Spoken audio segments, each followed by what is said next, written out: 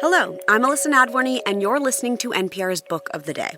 Celeste Ng's 2022 novel, Our Missing Hearts, takes place in a dystopian future where China and people of Asian descent are considered enemies of the U.S. Like so many of her novels, these big ideas are centered around a family with secrets. Ng spoke to Here and Now host Robin Young in May at the WBUR Festival in Boston. This message comes from Schwab. With the new Schwab Teen Investor Account, teens can gain hands-on investing experience and build positive money habits. It's an account co-owned by you and your teen, so you can monitor and engage with the account while your teen learns how to invest and manage money. Learn more at schwab.com. 1 year after Congress eliminated federal funding for public media, NPR remains committed to informing the public. But a free press doesn't just happen, it's something we must protect. Without federal funding, we're relying on your support now. Please make your gift today at donate.npr.org.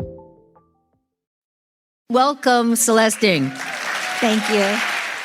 A mostly young adult audience packed this session at the recent WBUR Festival in Boston to hear from author Celeste Ng. Her family came to America from Hong Kong in the late 60s. She was born in Pittsburgh, grew up in Shaker Heights, Ohio. Her 3 best-selling novels explore the delicate balance of being a family and often of being Asian American.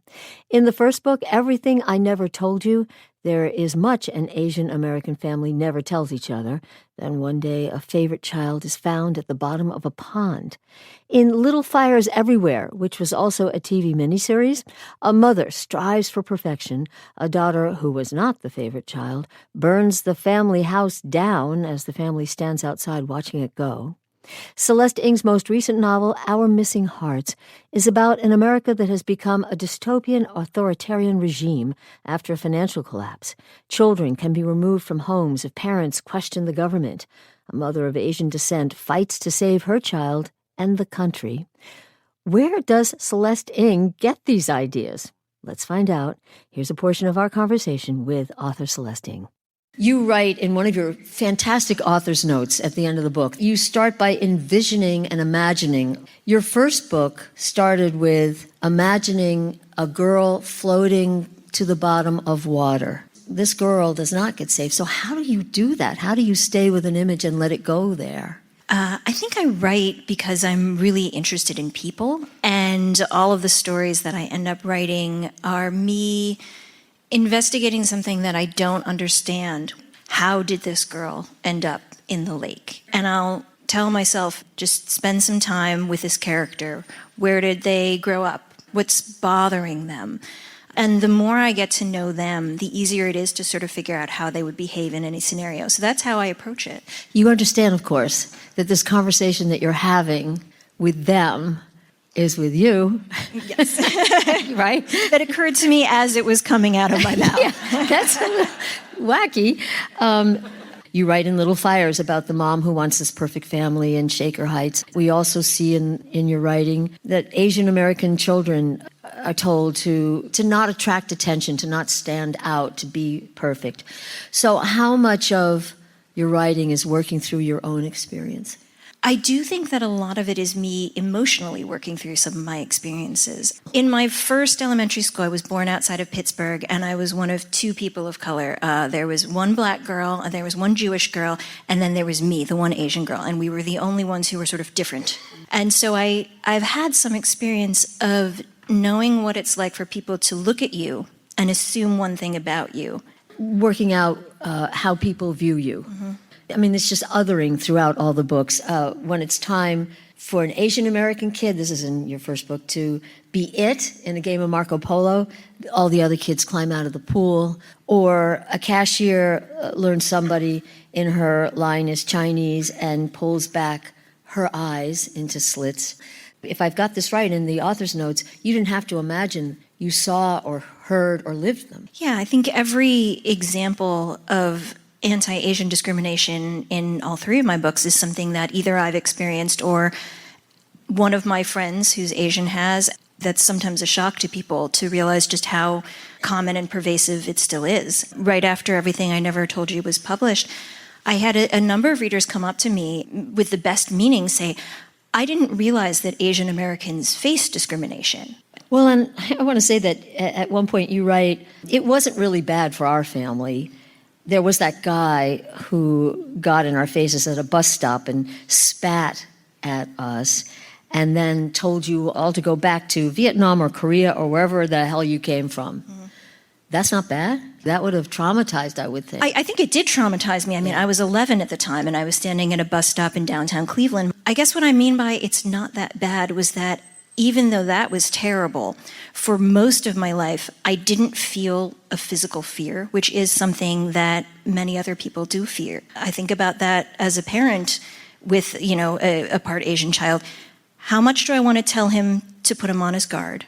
And how much do I want to not tell him because I don't want to introduce these fears into his life? This is a version of the talk that I think that Black and brown families have with their kids a lot. Well, and I'm wondering how much of that just crashed into our missing hearts. A lot of it, yeah. Okay.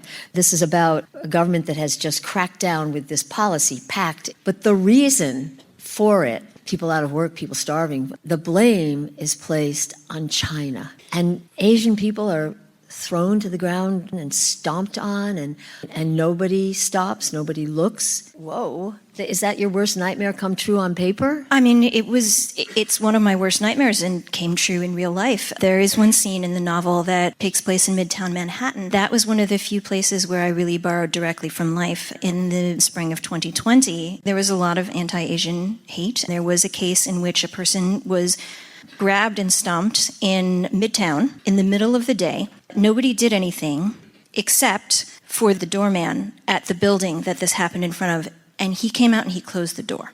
When I saw that, I felt like that was something that I needed to put into the book almost as sort of a witnessing or a testimonial to say that it is a thing that can happen, it is a thing that did happen, and something that I want people to have to think about.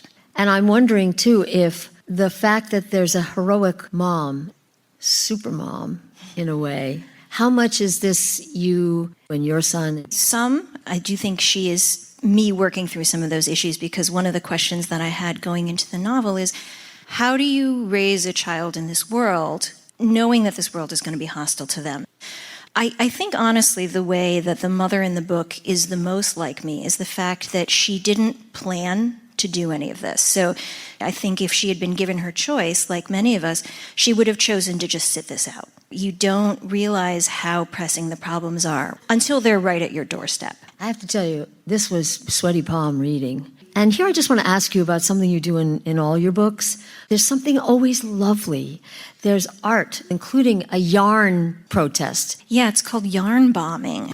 The way yarn bombing usually works is that the people who are doing it usually do it anonymously, usually overnight, and they will just decorate something, a tree, a building, a sculpture, with crochet, knitting, something like that. And it's very feminine coded. It's sort of a woman's sort of thing. There are crafts, and women are often sort of overlooked as people who are making change. And this is one of those movements that I think often is trying to push against that idea. I was also really happy to see Gene Sharp mentioned. He, decades ago, wrote the definitive book on peaceful protest, and in countries around the world, people learned from him. And I was able to go find him, and I was able to do an interview with him before he died. And his book overthrew dictators. How did his work inform you? Well, I really wanted to acknowledge in the book that this is not new, where there have been dictators and authoritarian regimes, and there have also been people who resisted them. That led me to Gene Sharp and his book, From Dictatorship to Democracy, things that people can do. Like, there were marches and there were things like that, but there were also things that just encouraged people to believe that change was possible. You have also said that writing is empathy. I don't think that any of the characters in any of my 3 books are perfect by any means. I think all of them do things you would question. And that, for me, is where the empathy comes in. I think that I have to understand the characters well enough to portray the darker sides or the mistakes or the blind spots that they have. And likewise for the reader, I've had readers who have come up to me and they're like, I need to know, why did you make the dad so unlikable? And I'll say, but I hope that you understood why he was doing some of the things. I mean, I do think that is sort of a muscle, and that when you can practice that in reading, hopefully that allows you to do it more in real life. The other thing that I do to practice empathy as a writer is that I read a lot. I read a lot of nonfiction as well as fiction. I try to stay up to date with the news, with guardrails for mental health, and try genuinely to understand, okay, why are you doing that? Even if I completely disagree, can I at least understand your way of thinking? I want to feel that no one is completely ununderstandable, because if someone is completely ununderstandable, it means that we have no way of connecting with them.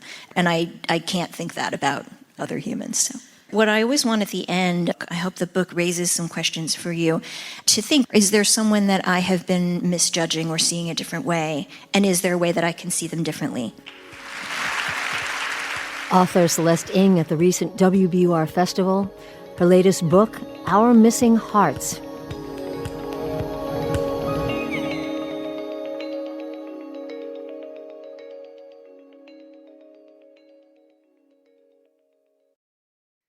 This message comes from Jerry. Noticing your car insurance rate creep up even without tickets or claims? You're not alone. That's why there's Jerry. Jerry handles the legwork by comparing quotes side by side from over 50 top insurers, so you can confidently hit buy. No spam calls, no hidden fees. Jerry even tracks rates and alerts you when it's best to shop. Drivers who save with Jerry could save over $1,300 a year. Don't overpay. Download the Jerry app or visit jerry.ai/NPR today. This message comes from Capella University. That spark you feel? That's your drive for more. Capella University's FlexPath learning format lets you earn your degree at your pace without putting life on pause. Learn more at capella.edu. This message comes from Mint Mobile. If you're tired of spending hundreds on big wireless bills, bogus fees, and free perks, Mint Mobile is for you. Shop plans at mintmobile.com/switch. Taxes and fees extra. See Mint Mobile for details.